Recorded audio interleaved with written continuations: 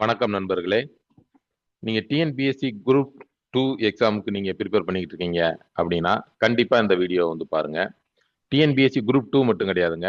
TNPSC group 1ல இருந்து TNPSC group 8 வரைக்கும் நடத்தப்படக்கூடிய அந்த அனைத்து எக்ஸாம்லயும் வந்து இந்த கேள்வி வந்து கண்டிப்பாக இடம்பெறும்.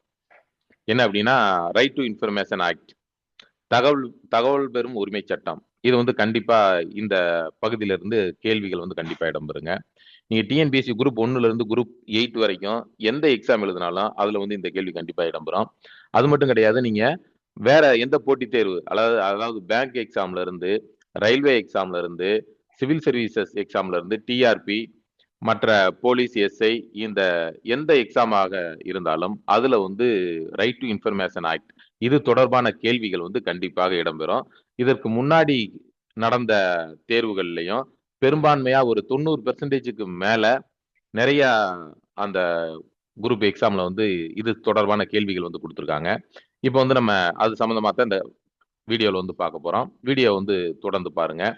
இந்த வீடியோ வந்து நீங்க ஃபுல்லா பார்க்கணும் அப்படின்னா, இதுல டிஸ்கிரிப்ஷன்ல இருக்கக்கூடிய லிங்கை கிளிக் பண்ணி வந்து நீங்க இந்த வீடியோ வந்து ஃபுல்லா பார்க்கலாம்.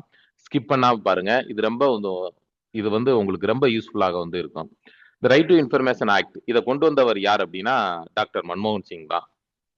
2 முறை இந்தியாவுடைய பிரதமராக இருந்த டாக்டர் மன்மோகன் சிங் தான் இந்த ரைட் டு இன்ஃபர்மேஷன் ஆக்ட் அவருடைய காலத்துல தான் இது வந்து கொண்டு வரப்பட்டது.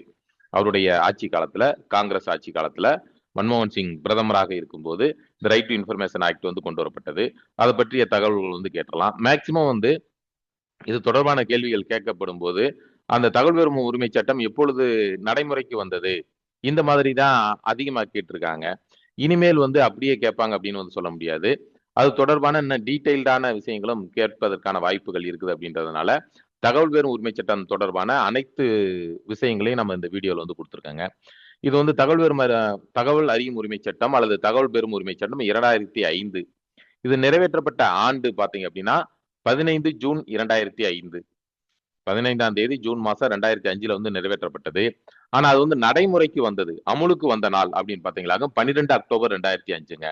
இது வந்து கேள்வியை பொறுத்து நீங்க வந்து சரியா ஆன்சர் பண்ணணும். தகவல் பெறும் உரிமை சட்டம் நிறைவேற்றப்பட்ட ஆண்டு என்ன அப்படின்னு கேட்டாங்க அப்படின்னா அது 2005 தான். ஆனா ஜூன் மாதம் 15ஆம் தேதி. அது நடைமுறைக்கு அல்லது அமுலுக்கு வந்தது எந்த எந்த நாள் அப்படின்னா 12 அக்டோபர் 2005ங்க. மக்கள் வந்து அரசு அலுவலகங்களிடம் தகவல் கேட்கும் உரிமை வந்து பெற்றிருக்கிறாங்க.